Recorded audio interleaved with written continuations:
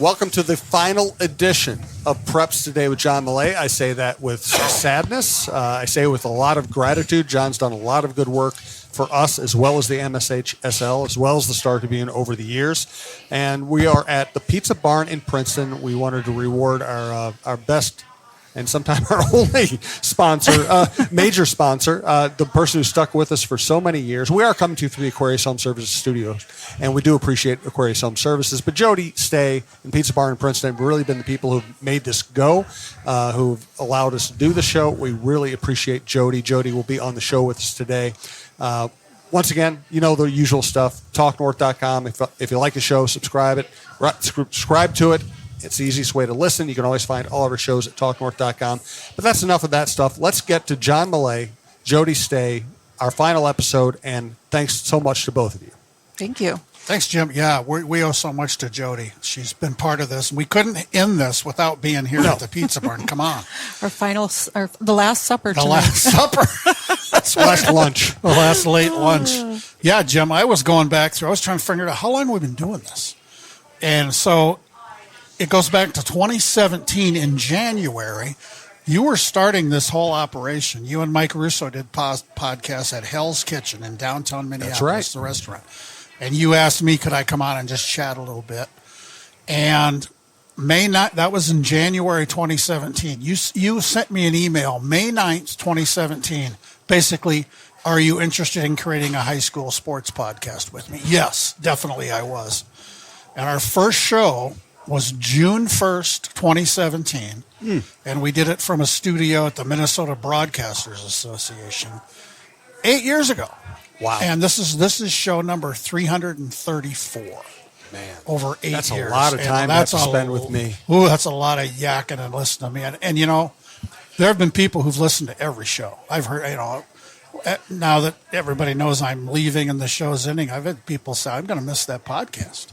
You know, and I'm going to miss it. And I am too, and I'm not a podcaster. I'm a writer. I was telling somebody at one of the state tournaments, people are saying nice things about me, which is always nice to hear. And I said, you know what I am? I'm a typist. I go to things, I watch things, I take notes, I start typing. That's the gist of this deal. But it's been so cool. And my last event was Saturday at Target Field. We had our 4 baseball state championship games. That was my last event, and shockingly, I wrote about the Class A baseball teams because I'm a small town guy. I wrote about Red Lake County Central winning the state championship, and I know people there, and they've had a lot of good things going on this year. And I told you guys before we started recording, my wife and Eric Martins, the executive director of the high school league, put together basically a fun day, a reception upstairs at Target Field. The Twins, you know, how great are the Twins? They provided cupcakes for everybody and drinks, and we got to sit up in the Thrivent Club, which is right next to the press box. And before the Class 3A game, the third game of the day, they had me and my family come down on the field, and Eric Martins presented me with a ball in one of those nice cases with my name on the case. And I showed you the picture of my wife, our son Joe, our daughter Allison, and her boyfriend Chris. Unbeknownst to me, till they walked in the ballpark about 2 o'clock, they're all wearing black T-shirts with old photos of me on them, mostly from the 70s when I really had it going on in high school. And a couple days before that, we were at the Mall of America. We had relatives from Iowa come up for this thing, and we were all at the Mall of America. And I see my wife and my son, who flew in from California, kind of huddling away from me, and they're looking at the directory of the mall and whispering, and okay, what are you doing? And then they said, you just stay with everybody else. We'll text you when we get back. And so they were going to a T-shirt shop to get these T-shirts made. I find out. Well, our daughter had ordered these same T-shirts online at some point, and they weren't going to get there in time.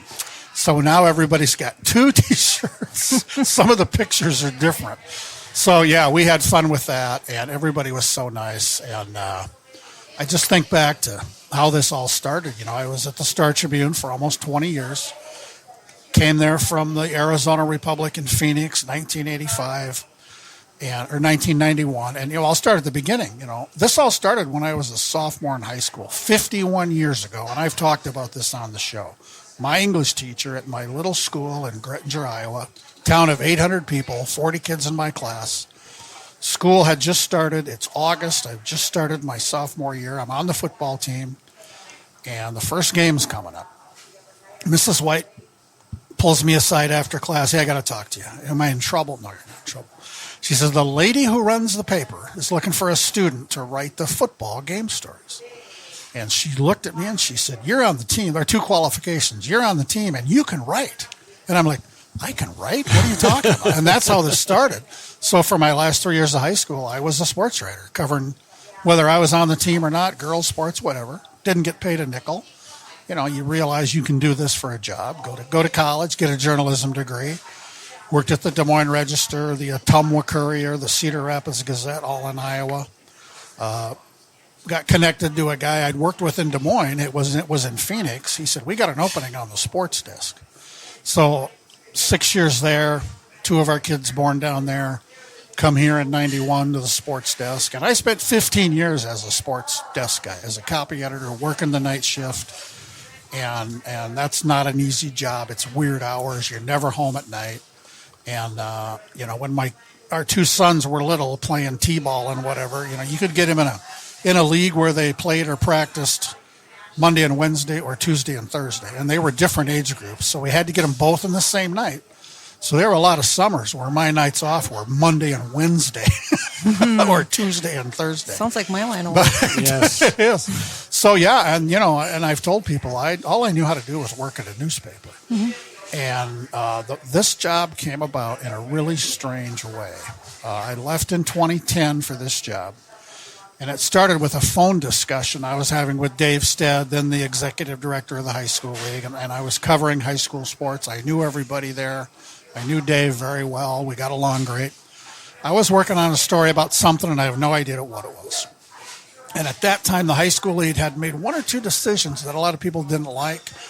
I don't remember the details, but we're chatting about something else. I'm writing a story about something. I needed to talk with Dave, and I said, "Hey, Dave, on another topic. Everywhere I go, people are critical of the high school league because of X and Y. Do you ever and you don't seem to respond when you make these decisions? That's the end of it." He said, "Yeah, that's kind of our philosophy. We just don't want to get in a back and forth, and I know people get upset, but that's just how we do it." And then off the top of my head, I said, have you ever thought about having a staff position, kind of a PR person, kind of maybe even a journalist? And he said, well, no high school governing body in the country has that. That'd be a new thing. But he said, I wouldn't rule it out. And he said, if you have thoughts on that, send me an email. And I did, and we emailed back and forth for months and months. And in no way was I thinking this was a job for me, because I loved working in newspapers. But at the time, the Star Tribune the boat was hitting the bottom of the lake. There were layoffs and buyouts and pay getting cut, benefits getting cut, and I wasn't looking for a way out. But at some point in this lengthy process, I started thinking, hey, this might be a good job. So Dave and I had a couple of secret lunches at a Chinese restaurant in South Minneapolis where nobody would know either one of us. And Take the SIM card out of your phone. We didn't know where you were. It was pretty CIA stuff. And he had me come in the office and for a couple of discussions. And now word was out in the office. He's talking about John, about hiring him. And in the middle of all this, we were pretty close to, we were 90% there. We're going over details. We're 90% there. Probably a couple weeks away from saying yes. And at that point, the Star Tribune, just out of the blue, opened the buyout window. So I raised my hand. Yeah, you want to pay me for 6 more months? I'll take that, and I'm leaving anyway. So that was lightning in a bottle. Yeah. And for a long time after I left, people I'd run into said, well, they had to be a hard decision to leave the newspaper. And you'd think it would be, because that's all I knew how to do. I thought, if I'm lucky, I'll make it to retirement in the newspaper business. If I'm not, I'll collapse in the newsroom, and they'll take me out, and that's the end of that. But it wasn't a hard decision. As much as I loved the newspaper life, this is even better. And nobody could have convinced me there's anything better. Guys like us, that's all we know how to do. And this was weird for the first year or two, Because at the newspaper, especially a big newspaper, you're part of a team of people who are doing the same jobs. You're like with the prep team, you're coordinating who's going to do this, who's going to do that. You're having meetings. I get to the high school, right? All these people on the director level, they're all former coaches and administrators and principals. They've never worked at a newspaper. I've never been an athletic director, so I don't really know what their life's like. They don't know what my life's like. So I'm this one-man band, and there were no seeds to follow because nobody in the country had a job like this, which was kind of freeing and a little bit scary. But yeah, I got so lucky, and that's 15 years ago in March, and yeah, I said to my wife, we were out walking the dog a while back, and I'm getting very reflective now as I'm retiring. It's like I said to her, what did I do to deserve this? How did I get this lucky? And I told her, I'm talking about you, our kids, our grandkids, the life we've had, and knock on wood, we're going for a long time yet. But so what did I do to deserve this? She said, what did I do to deserve you? She lied, but that's okay. But yeah, and speaking of getting older, our oldest grandchild in California just graduated from kindergarten. So we get the picture of him in his new T-shirt, class of 2037. Wow. And my wife, Beth, looks at that and she says, 2037? Are we even going to be around? I said, 12 years, honey. We can do 12 years.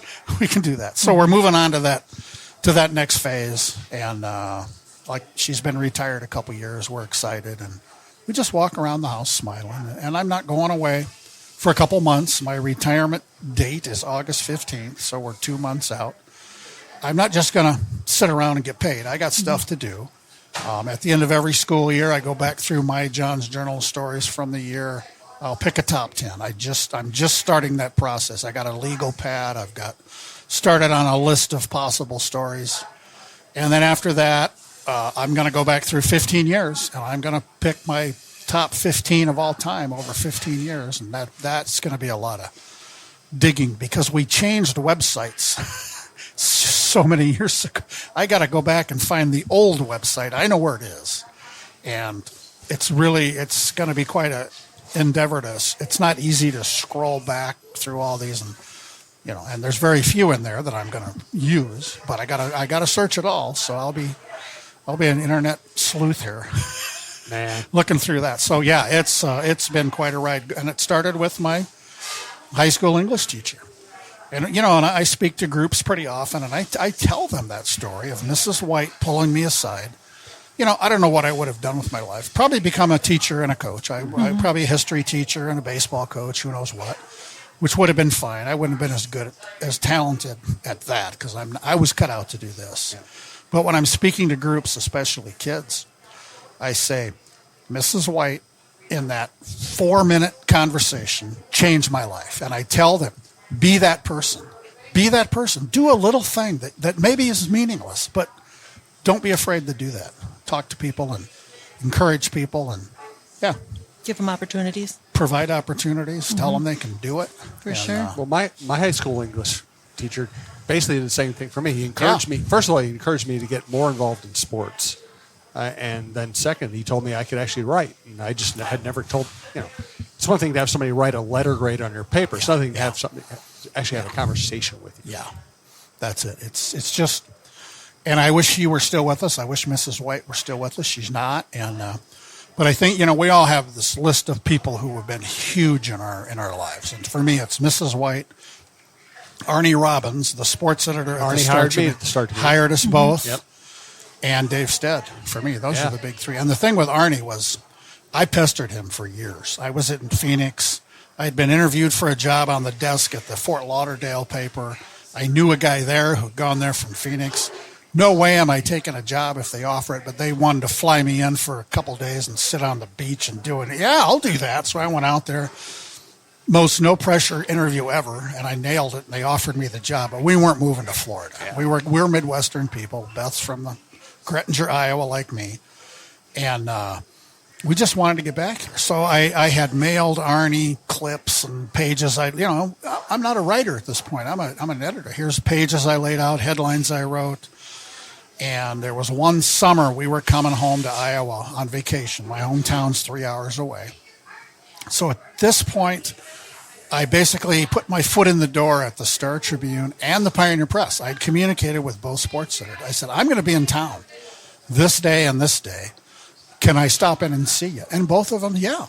Give me a tour, chat a little bit. Both papers came away feeling good. And then Arnie offered me this job in 91, like in January. And we went back and forth. My wife was about to give birth to our third child.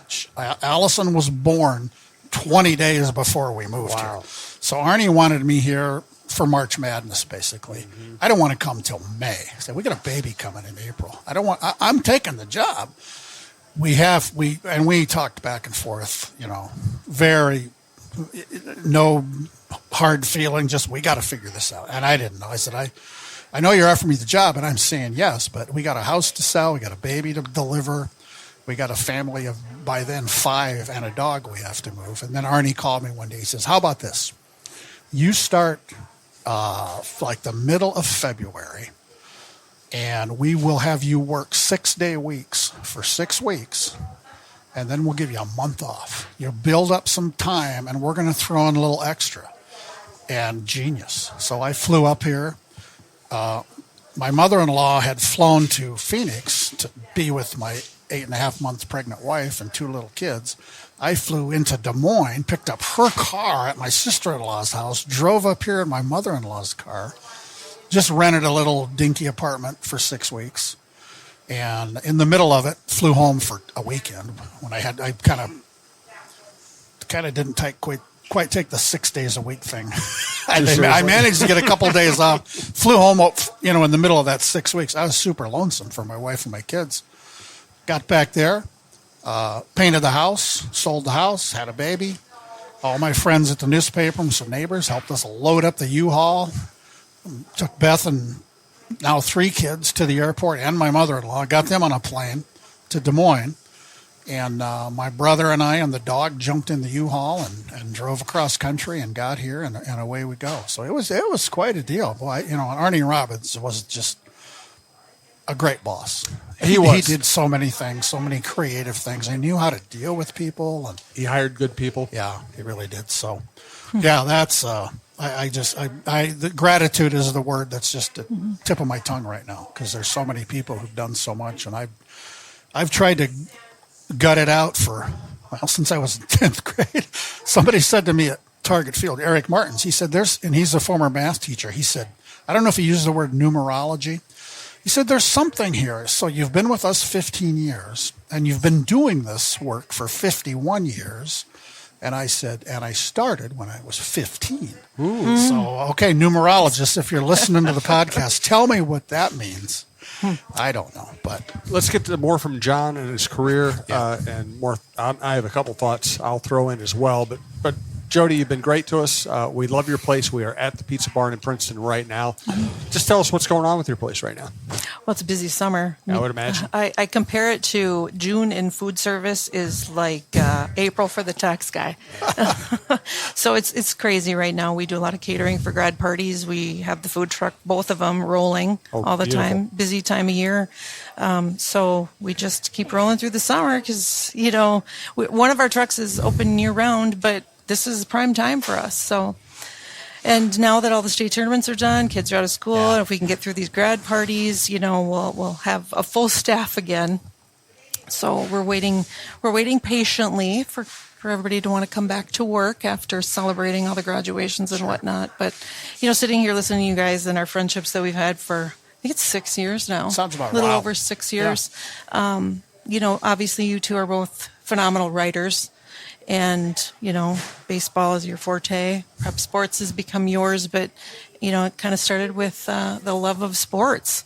Yeah. And, so many young people, start their love of sports because they participate in youth sports, then the MSHSL with high school. And, they're blessed if they get to play beyond that in post-secondary or beyond that even. But if they don't go post-secondary, I'm hearing what you guys are saying. You can still contribute to the sporting or your sport in different ways through writing. for me, it's been sponsorship, but, we've talked about over the years, the referees, can you coach? Can you? And you've been a huge part of that. We've used you. When you bring those pizzas to the officials in Princeton, we promote that. Hashtag thank a ref. Yes, so, you have these thousands of athletes every year that graduate from high school and they put their sporting career behind them, but then they can contribute through writing, through coaching, through refereeing and officiating, or being athletic director, or just being a Running parent. a local restaurant. No kidding. Or being a parent that just understands what it takes. Yeah. Or, I never thought I'd sponsor a sports podcast, but the thing that's near and dear to me is that, right when we started sponsoring, my dad passed. Yes. And I'm looking at pictures of your dad on the wall here. Oh yeah, he's looking over at us right now. He's watching us. Yes, but he was very ill, and one of the last business decisions we made as a family, him and I, was to support your podcast and be sponsors for you. Awesome. Because he was an avid reader of the Minneapolis Star and Tribune at the time. Yeah. Pulled out the sports page first and read preps, read professional, and read collegiate sports. Yeah. And, Jim Souhan, John Millea, for sure. He gave me the thumbs up. Oh. So that's kind of near and dear to me Yeah. to reflect back on that. That was already 6 years ago now. Wow, boy. And I remember how that started. You sent me a direct message wondering, could you be a corporate partner with the high school league? I wondered where you were because I had found your podcast by accident. Okay. And all of a sudden, this great podcast that I was listening to about prep sports was gone. So I messaged you and said, where are you? And you said, I lost my sponsor. And I'm like, well, I know somebody. Exactly. I said, here's an idea. Want to sponsor a podcast? And yeah. And awesome. so it became, and we sat pretty much in the same area over 6 years ago and chatted for the first time. Yeah, we've done it here several times, and it's a great spot. One of the things I like about what you did, because you basically created a job. Nobody else in the country does what you do. And you really we all get into this business. We might end up taking different paths once we're in the business, but I think most of us get in the business to tell people stories. Exactly. And what you do is kind of the purest form of that. You just go out and you just go talk to people. You go where they are. You bring the story home. You write about it. You talk about it, and you tell people about a story they otherwise might not have ever heard. Right. That's been one of my things here. Is I want to tell stories that aren't being told. Yeah. And how Star Tribune now is doing a good job of expanding to the entire state. They are. They're doing a great job in all, and I think sports and everything else. And I think they're viewing prep sports as a great growth stock for the newspaper. I think you're going to see a lot more coming in the fall. And that's appropriate. Yeah. They should. But I just, Jim, I'm a small town guy. So the last two stories I wrote, one was from the state track meet. Somebody had asked me after that, what was the best event in the state track meet? And we had state record holders in there, and it's a 3-class tournament.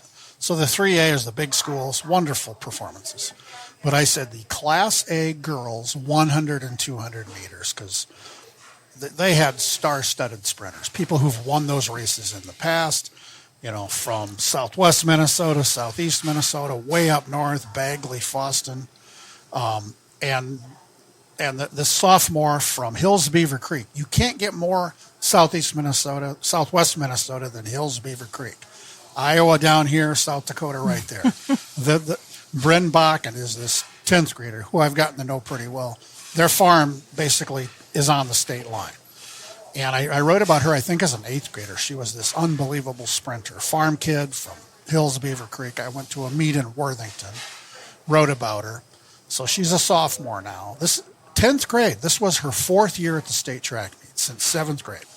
Didn't win a race till this year. She kind of pulls off the upset, beats some more experienced runners in the 100 and 200, wins them both.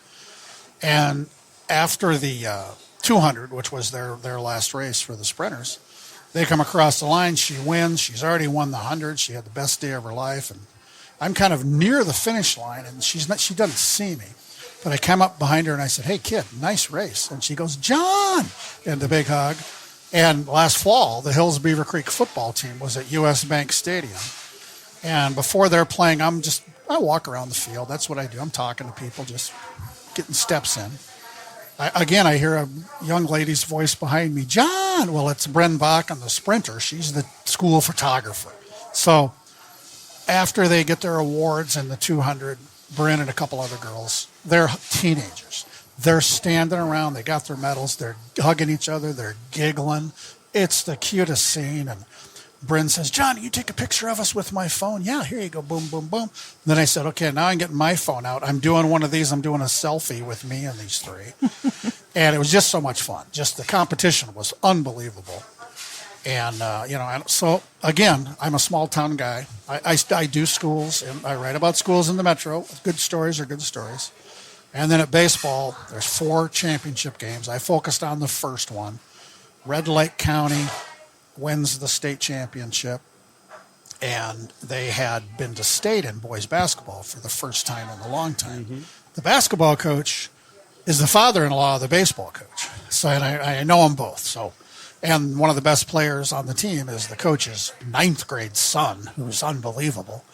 And I gravitate to those because that's my world. I always tell people when I pull into a small town and I see a grain elevator, couple of church steeples, which usually the number of churches match the number of bars on Main Street. These are my people. I'm home. This is what I know. I speak this language. So I haven't lived in a small town since 1983. I've lived, suburbs of Phoenix, suburbs of Minneapolis, but that doesn't leave you. And my wife and I have talked about if we ever want to move, California might be a place, but that seems like it's pretty easy to see our grandkids. It's not that hard. We can get there, and they get here. But we thought I've mentioned she was looking at Zillow for homes in Laverne, Minnesota. At one point, we were driving through, and I know people in Laverne. It's close to Sioux Falls, and she's a Zillow person. It didn't mean anything, but yeah, we've done that. So yeah, the small town thing. Yeah, like you said, just those stories, and I kind of came to this realization in the last few months. What I do, everything, the frame around what I do is high school sports, high school activities. Clearly, that's the frame. But I'm writing about people. It's people. I'm writing about people, whether it's an 80-year-old official or a 14-year-old athlete. I'm writing about people. What a great deal that is. And yeah, it's just I'm so lucky to have done this for so long. And I'm going to go cold turkey at least for a while. I may still be doing some writing. I don't know. But I've promised my wife, retiring in August, rest of this calendar year, I'm retired. If something happens after that, I mean, I could write for my own website if I wanted. There's things to do, and she's skeptical I can go cold turkey. You'd go into the T-shirt business. I could, John Millea T-shirts. And one of the veteran track officials at the state track meet people are very nice. They're just so nice. And he said, boy, we're really going to miss you seeing at these track meets and everything else. And I said, hold on. I'm not moving. I'm not going anywhere. And I can get a free pass. I'm not buying a ticket. I've never paid for a ticket. I can get in. You might see me wandering around looking lost, but yeah. So, we talk every year about your favorite stories of the year. We talk about them during the year. Then we do your recaps. You're going to do another presentation like that. I want to steer it a different way. Yes. Like when people ask me who's like my favorite athlete I ever covered, they always expect it to be Kirby Puckett or Adrian Peterson or somebody. And I always say LaTroy Hawkins. Yeah. Just great human being, treats everybody well. Admirable path to the career he ended up, and he ends up becoming an ambassador every city he plays. Right. Played for 20 different teams. Every place he's formed a fan club, not so they could be fans of him, but so he could get to know them. And he was that kind of a person. Is there somebody like that in your professional life? Where if I say, who's your favorite person you've written about or come across? Is there somebody who jumps to the front for? Joe Mauer would be like that because I wrote about Joe in high school. Yeah. And I wrote about Joe when he was with the Twins. And you mentioned LaTroy. I don't know if you remember this. I was still at the paper. We were at the Vikings' old headquarters. Mm-hmm. I don't know what was going on. We're waiting for something to happen. And in walks LaTroy Hawkins. He just wanted to see what's going on. And he hung out with us like in the little media closet back there, and we chatted. He's a major league pitcher. I heard something might be happening. I thought I'd stop in. He's the most down-to-earth guy. He is. And Joe, Joe has never been a good talker. Everybody who's covered Joe's not your go-to guy he'll tell you, but he's not going to stir anything up, and that's great. And I was telling his mom, asked her if she remembered when Joe was a junior in high school. That was his first year as the quarterback at Creighton-Durham Hall. They were going to play in the prep bowl, and I was doing a Joe feature. The next great NFL quarterback from Creighton-Durham Hall. That's how smart I was. And Chris Winkie, all these former NFL quarterbacks. And I called their house. I talked to the coaches, and I called the Mauer's home number, and Teresa answered the phone. Oh, hi, John. Yeah, Joe's here. Hold on a second. And I can hear her yelling, Joe. She said, he's in his room. I'm sure he's asleep. It's like after dinner. Joe, telephone. And I'm talking to Joe, and he's a junior in high school. Right. I got a few quotes. And then it was the same thing in the Twins. But I asked him in the old Twins clubhouse at the Metrodome once, hey, Joe, when you think of high school football, what comes to mind first? And he's sitting in front of his locker, and he's giving it some thought. He says, you know what?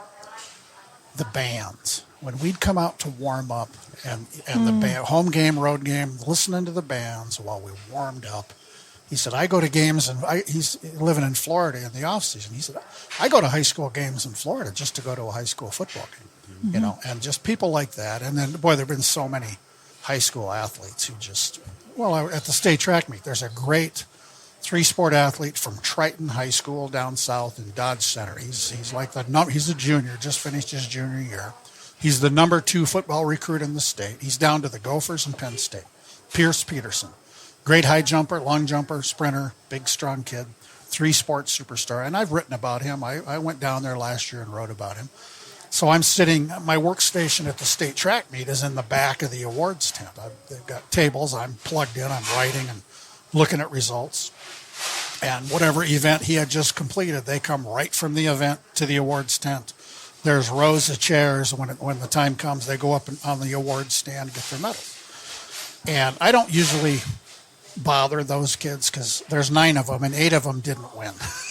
Sometimes there can be emotion, but I'm sitting there and here comes a group of kids and I'm not even really looking up, and I hear a kid say, hey, John, how are you doing? And it's Pierce Peterson, this kid from Triton. So I happened to be an empty chair next to him. We sat and chatted and we talked about recruiting and stuff like that. I mean, and Bren Bakken from Hills Beaver Creek noticing me at the prep bowl and shouting, and I've got selfies with me and her. And just those relationships with those kids. And there's one that's really special. My first spring with the high school league, we were talking, people from our staff, every spring, every fall, go around the state. We call them area meetings. Basically, we come to each part of the state. I think there's 7 or 8 meetings.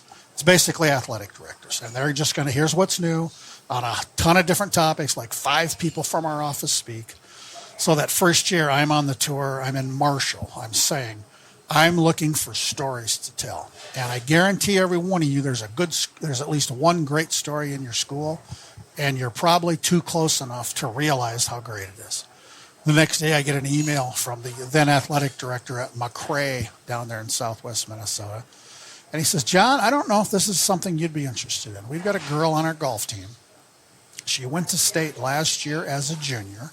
Her goal this year is to get back to the state golf meet and get a medal. And she was born with one leg. I was there the next day. Mm-hmm. Got there after school. She's there, the AD, the coach, nice chat, interviews, some pictures. And then fast forward to the Class A state golf meet in Becker. And the people doing the scores as they come in, they're aware of this girl because they've read the story. And one of the guys calls me over and says, hey, she's getting a medal. I think it's 8th. And she did. Name was Tricia. And after the awards ceremony, her mom posed Tricia and I together. She's got the medal and the biggest smile. And I put that in a frame. She sent me a copy. I had it in a frame in my office all these years. Now I'm clearing out my office. It's in a box. And we've kept in touch. I'll see posts on social media from Tricia. She's a grown-up girl. She's married. She's a mom. And we still keep in touch. And it's just incredible stuff like that. That's the one that kind of was my very first spring. And I heard from her recently that I'm retiring. And it's just, I'd love to, figure out a way to drive around the state and just buy people lunch. Just take 2 weeks. Just all these special people. I'm going to buy you lunch. And then I'm going to go to the next town and buy you dinner. I'm thinking you could pull that off. I'm thinking you could find a way to do that. That could be done. And you know what? Some of them would probably insist on buying you lunch or dinner. Possibly. So it'll probably work out okay financially, too. Maybe it would. So, You've always been very dialed into the food. Concessions, Oh, let's yes. go out for lunch, well, let's you go know, for when dinner. I was going back through things I've done, and I used to count Diet Cokes at the bottom of every story. Now I got a Diet Mountain Dew in my hand. I made the switch years ago, but early on, I'd get to the bottom of the story, and here's my contact info, and then I started just Diet Coke count today, like especially during tournaments. Today, 4. During this tournament, I'm up to 18. You know, just do that. And then how many miles have I driven this year in these Toyota Camrys?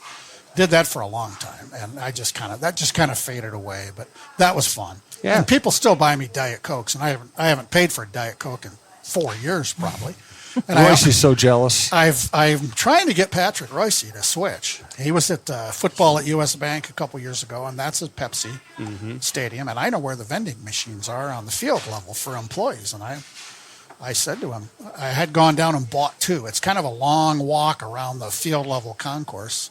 Went to the vending machine, brought back 2. And as I'm coming back, here comes Patrick setting up his workstation.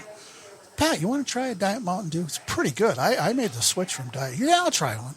So I saw him uncork it and take a sip, and he admitted later, that's pretty good.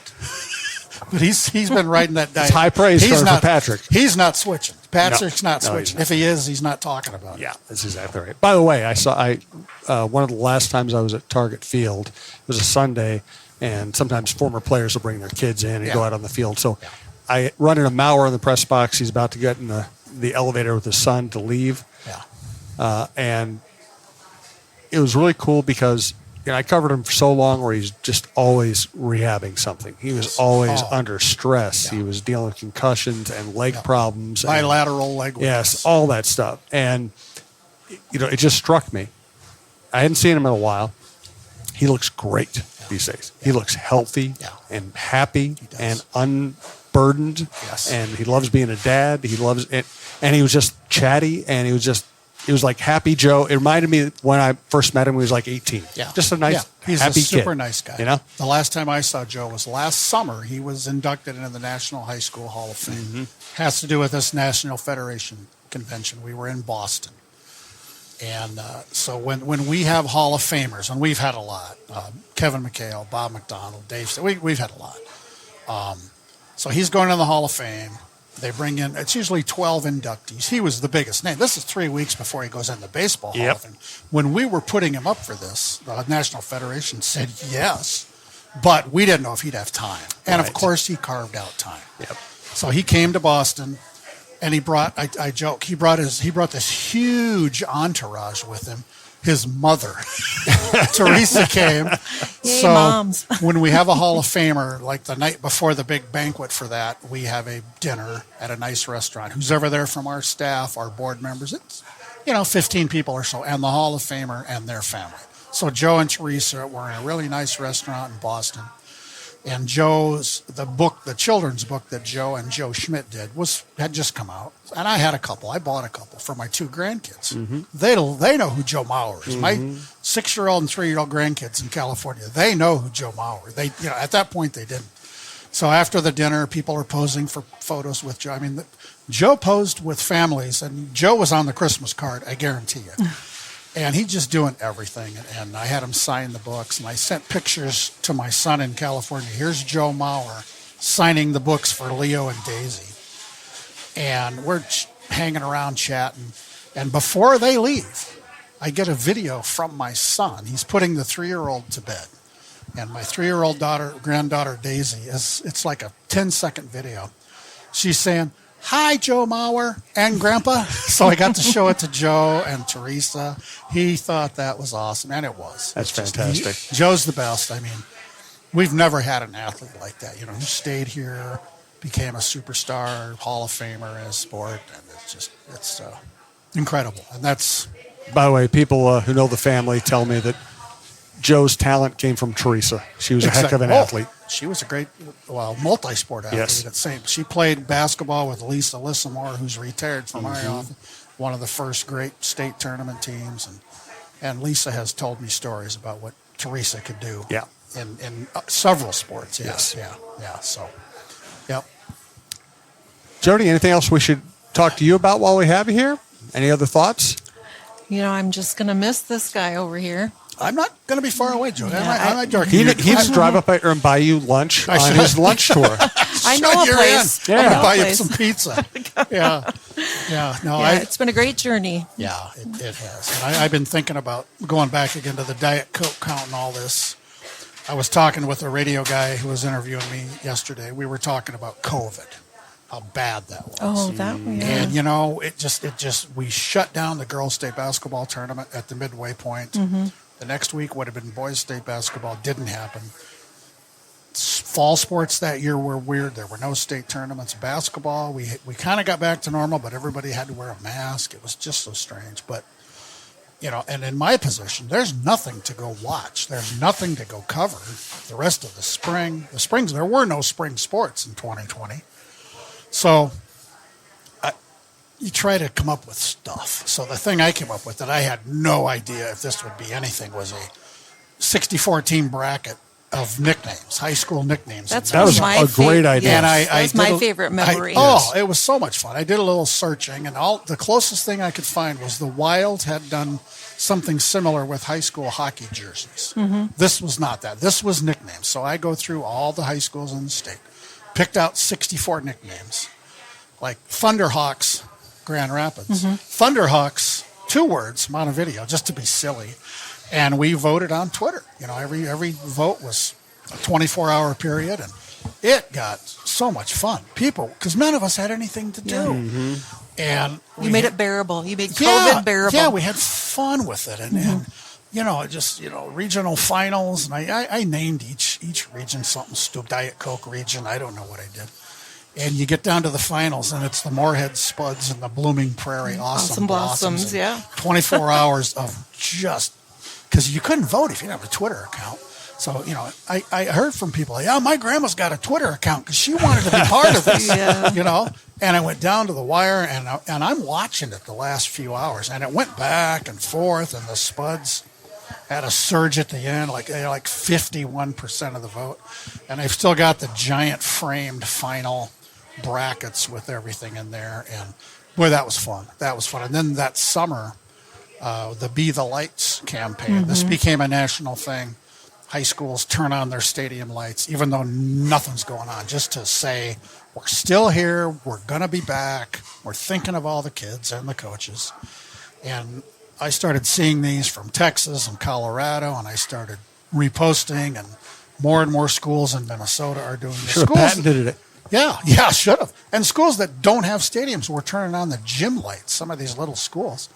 And our friend Brian Cole in Moorhead, the middle school orchestra director and huge promoter of Moorhead schools, called me one day, and I got an idea. He said, I'm looking at all these photos and videos, and there were a lot by this time from Minnesota.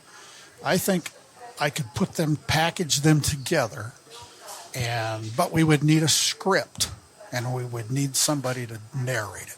And he said, somebody to narrate it, and I said, Dick Bremer's our guy. Yes. And I think I emailed Dick that day. I said, Dick, we're doing a little project. Twins weren't playing. He wanted to get back to the ballpark. Got a little project. I'm going to put together a script. I don't know how this will end up, but Brian Cole is a genius. His end of this is going to be perfect.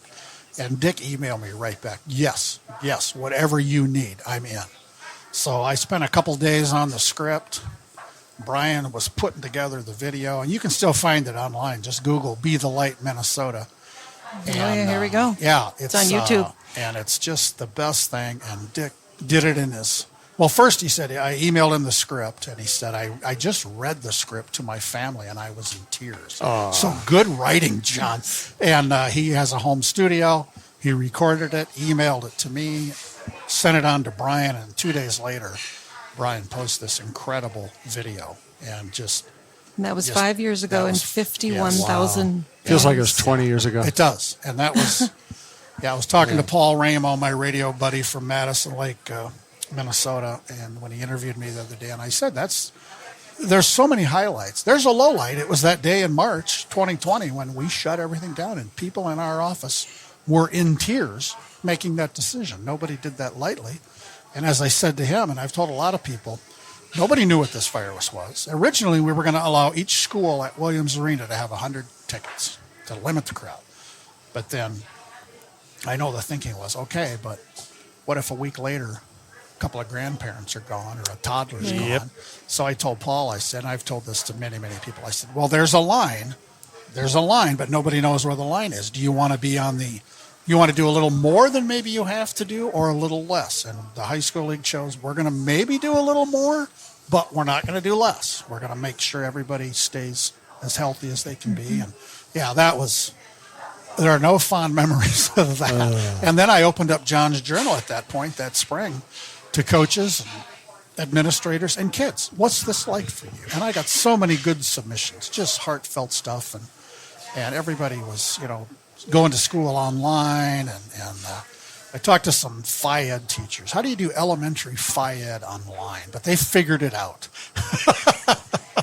So, yeah, that was something, the whole thank a ref deal that Jody is a huge part of. I feel like we've done a lot of good for officials.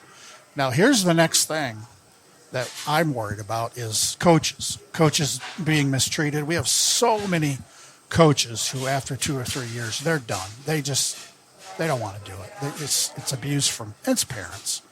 Parents have always been the problem in youth sports, and that's not going to change.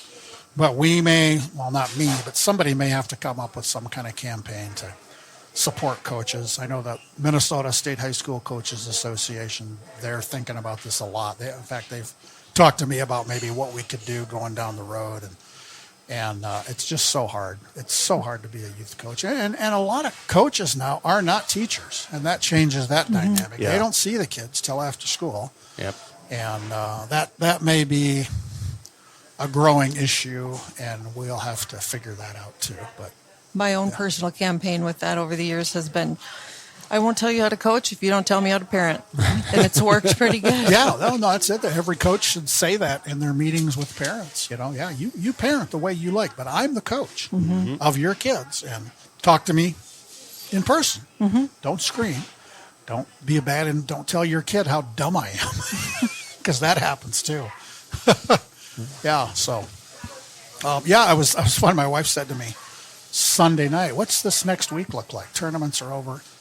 And I've got several radio interviews. We were lining up this podcast. Thursday night, I'm going to Canterbury Park to speak to the Minnesota Baseball All-Stars at the end of every baseball season, the High School Baseball Coaches Association.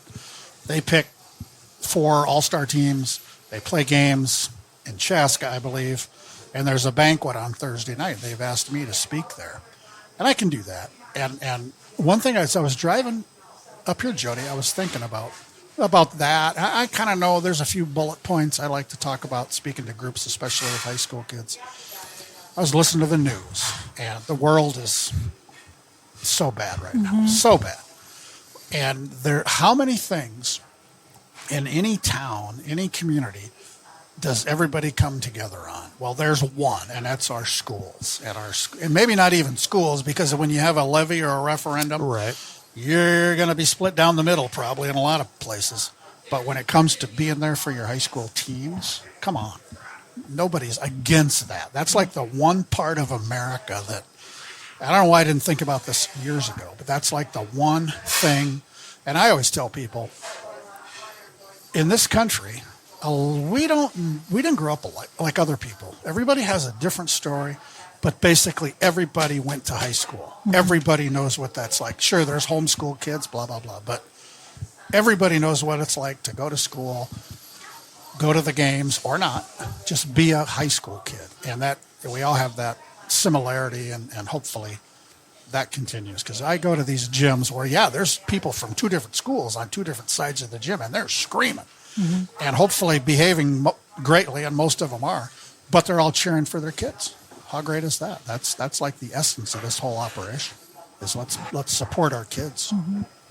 And that's what you've done so well. You've brought that vibe, that landscape to life. That's, I'd like to say that was my plan from day one, but I just stumbled into this. Now what do I do? And I remember my first event was the girls' state basketball tournament in 2010. I covered the state wrestling tournament for the Star Tribune. The next week I was unemployed because I wanted to start a week later because my daughter, I think, was a freshman in college at Drake University in Des Moines, where my wife and I went. And I knew spring break was coming up, so I'm going to have to go down there and get her.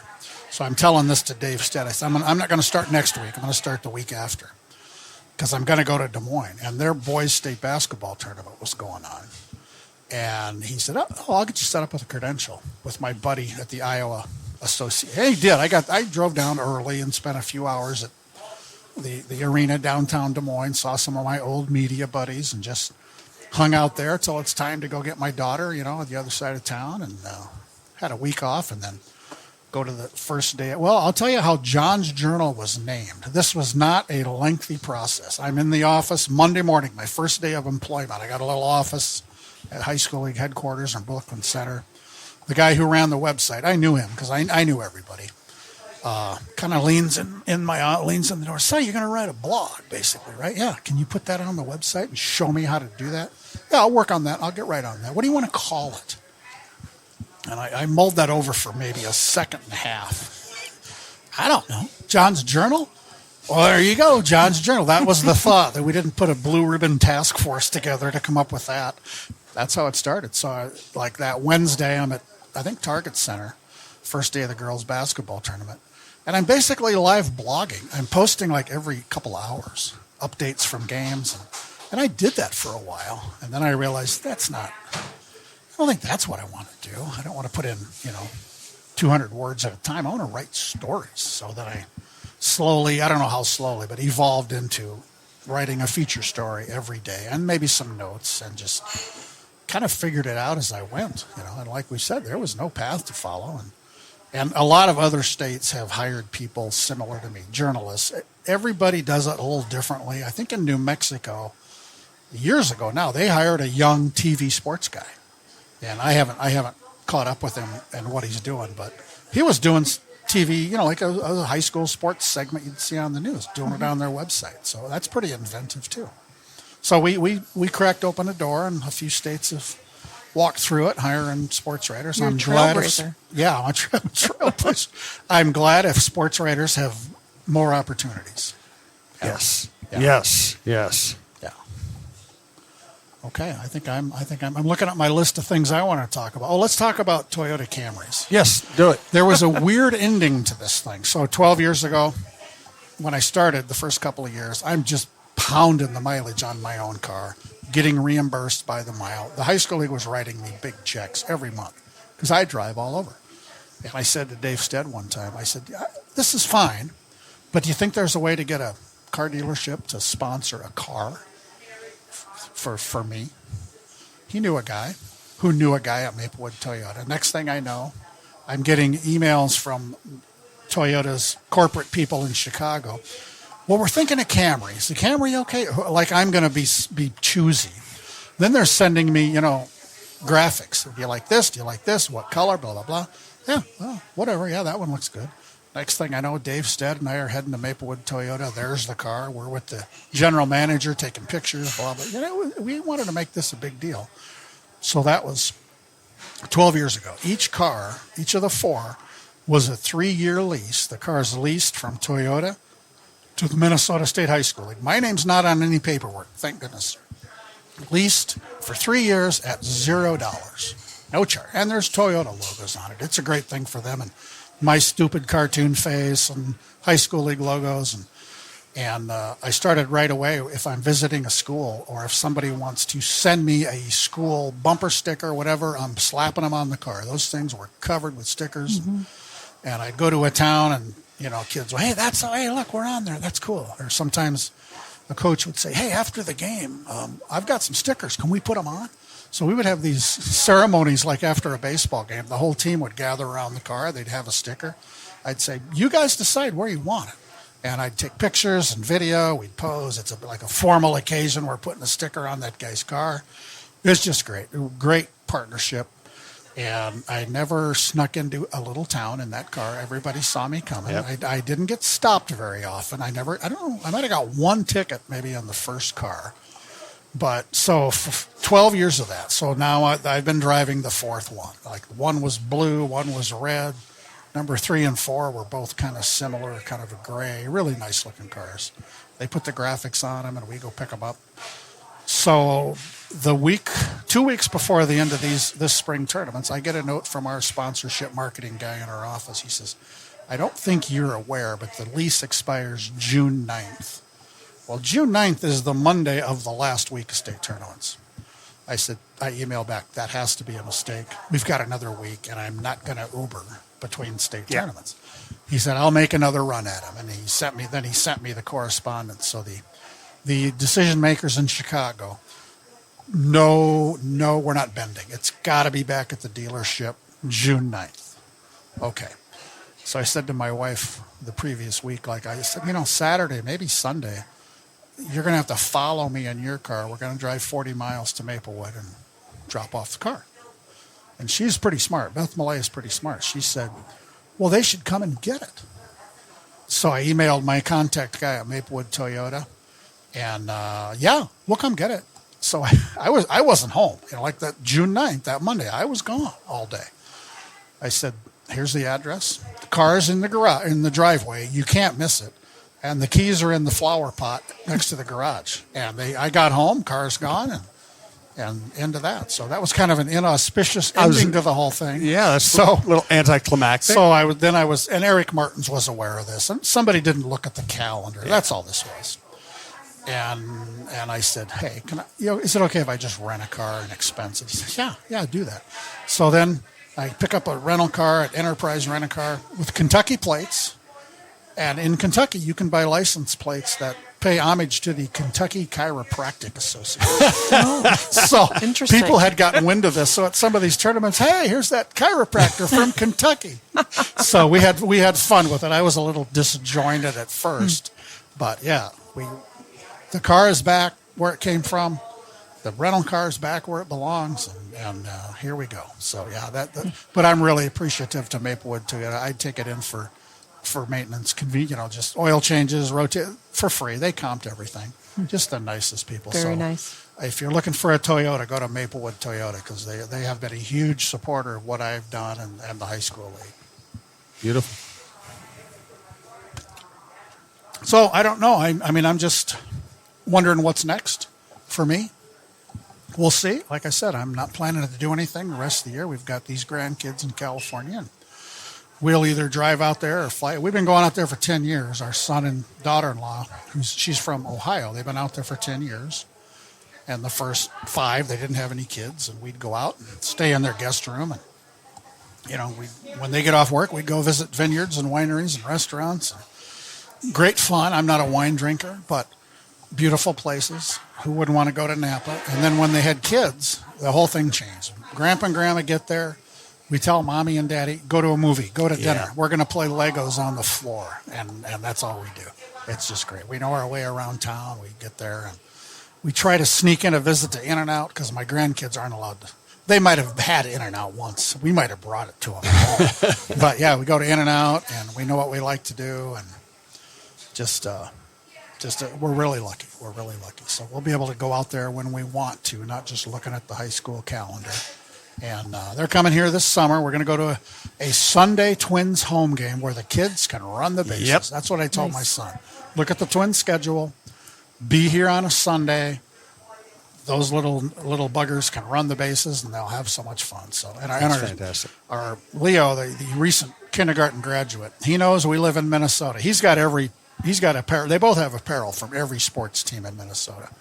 But he likes to give us the needle. When the Timberwolves are playing the Warriors, they're an hour from San Francisco. He's wearing a Timberwolves shirt and go Warriors on the video chat. He's just sticking it to us. That's all he does. I love it. Yeah. You have a very full life.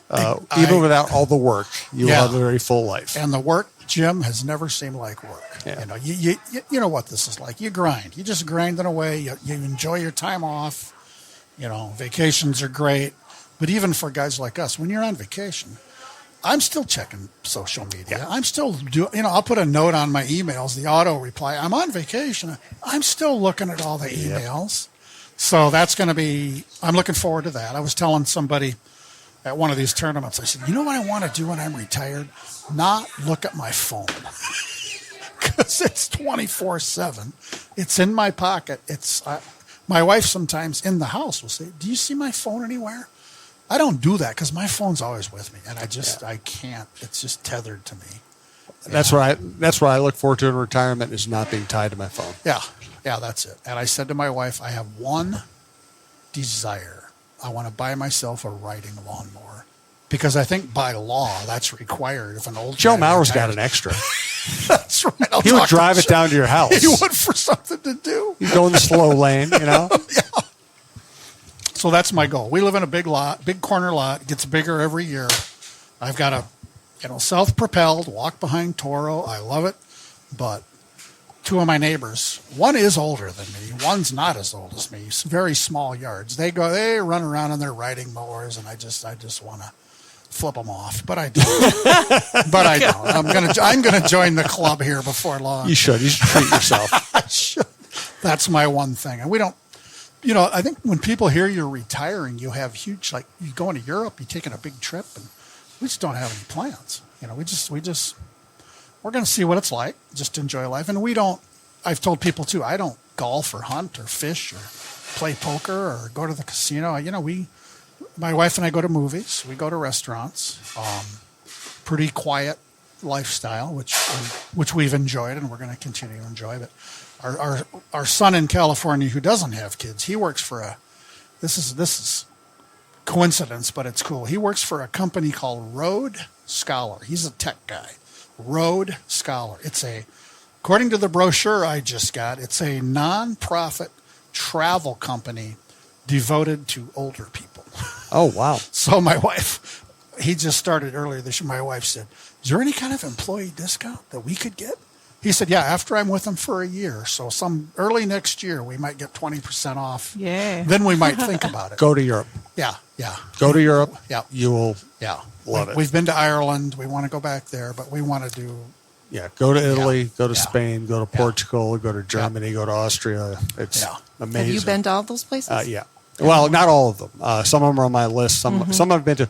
My wife and I went to Greece and Italy last year, and we were just blown away. Mm-hmm.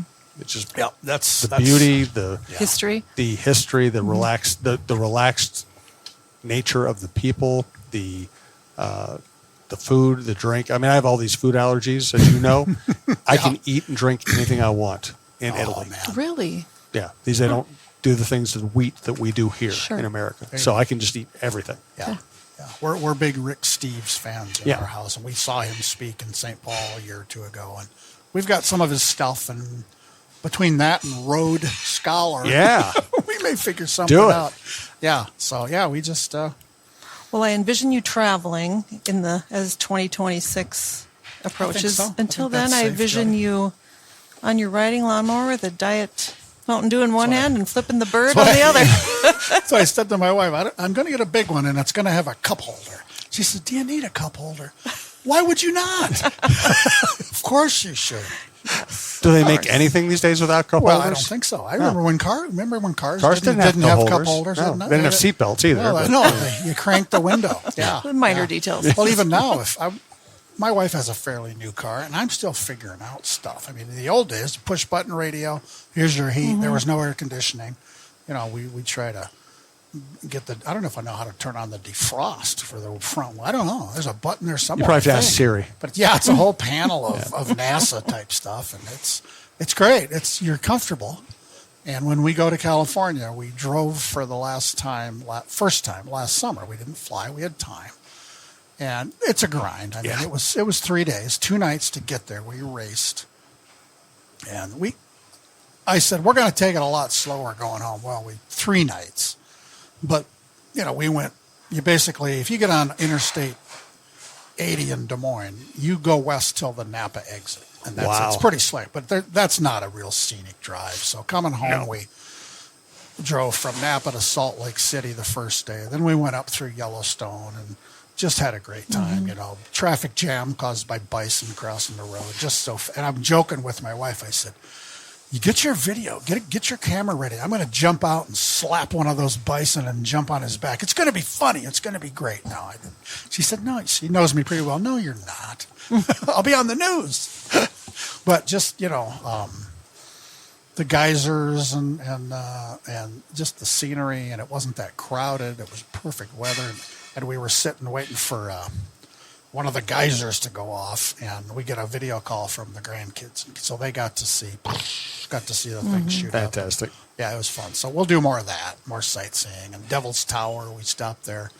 I'm a big fan of Close Encounters, and we got to see that. That was maybe the most impressive thing. And we've been to the Grand Canyon, Yellowstone, Devil's Tower. Man, I could have sat there all day looking at that. Utah has some amazing landscape. Yeah, it's so we'll do more of that.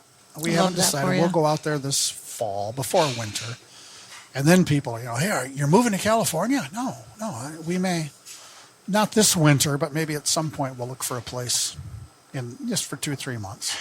Not in Napa. We couldn't afford a garage, you know, pup tent in a garage out there. But there's other towns close by. We could be a half hour away, and our 2 sons are 2 hours apart. So, yeah, I just, and we've talked about it. I just can't see us moving out of Minnesota. You know, I've got this new saw tattoo. that. I got a Minnesota tattoo on my arm. And we're so grateful to have raised our kids here. You know, grew up in Iowa, 6 years in Phoenix, but this place is just, I can't imagine living anywhere else. Now, the pull of the grandkids as they get older and more things. You know, our granddaughter had a ballet recital for 3-year-olds over the weekend, and yeah, that'd have been awesome to be there. But you know, they shoot video, we keep up with things, and I think about when we lived in Phoenix with 2 little kids and then a third. It was so far away from Iowa. We're from the same little town, so our parents are there. You couldn't call on the phone because it was long distance, and you couldn't afford that. So you'd shoot pictures with your Kodak camera and take it to Photomat and get three copies of everything. This grandma and grandpa get a set. This grandpa and grandma get a set. We get a set. We wrote letters, you know. And when I'd have my 2 weeks vacation in the summer, we wanted to get out of Phoenix because it's just way too hot. Usually drove to Iowa and just hang out at Grandpa and Grandma's and just have a good time and head back. We flew a couple times, but it was so far away. It was like being on the moon, you know. And now I push 2 buttons on my phone. I'm talking to my grandkids, you know, and we do that on a once or twice a week. And for Father's Day, the tradition in our house is we go to the A&W in Faribault, Minnesota. So we're down there with my daughter and her boyfriend, and we're walking to the car, and my phone starts to chirp. It's my son and the grandkids wishing me happy Father's Day. So I showed them the great big, you know, A&W burger statue outside, and cars going by. We talked. Did they about still hook the trays to the window? We haven't ever pulled up to eat. You still can't. I don't know if they do that, but when I was a kid, the A&W, that was the they thing. had one in my hometown We always too. go inside. Those were great. And you go inside, you sit down, they come and take your order. And then somebody comes around with a pitcher of regular root beer, a pitcher of diet root beer, refills. It's the great. It's so old school. We just love it. Just love it. So, but we might start coming to the Pizza Barn for Father's Day. Why So not? you know. Okay. Why wouldn't you? We Yeah. welcome you. Yeah. You sausage pizza? Sausage pizza. Bring Jim with you. We got All the way. gluten-free, Jim. I know you do. I've had many of them. Thank you. You're welcome. I told my wife I may come home with pizza because I know how Jody operates. Haven't done my job if I don't fill you up. That's right. Well, let me just end this in a very simple way, and then either of you have anything more you want to say, please go ahead. Thanks so much, Jody, for everything. We appreciate it. Thanks, John, so much for your work, and thanks for making the podcast part of your life. This is extra work, and you took it on, and you just did great stuff, and the network was better for it, and I think people across the state really enjoyed it. So thank you. Thank you both so much. Thanks, Jim. Yeah, Thank you. none of this has ever been work. That's when I feel really blessed because I know people who have real jobs. Yeah. And I get to do, you know, all I ever wanted to do was be involved in sports. From being 6 years old, being the bat boy for the high school baseball team. Yeah, my mom and dad never worried about where I was because if there's a game in town, I'm there. If there's a practice, I'm there. And what a treat, what a joy, what a blessing to do this all this time. So thank you both. You've lived a charmed life. Charmed is the word, Jody. Sounds like it's it'll just, remain the same. well, knock on wood. Knock on wood. We're knocking on wood at Pizza Barn in Princeton. Thanks to everyone who has listened to the show for so many years. We do appreciate it. We will have Randy Shaver doing a lot of high school football shows for us this fall. I don't think we can replace John, but if we do come up with some kind of a high school sports show, we'll let you know on our other shows. For now, we just want to say once again, thanks to Jody, thanks to John. We'll see you soon. Sure will.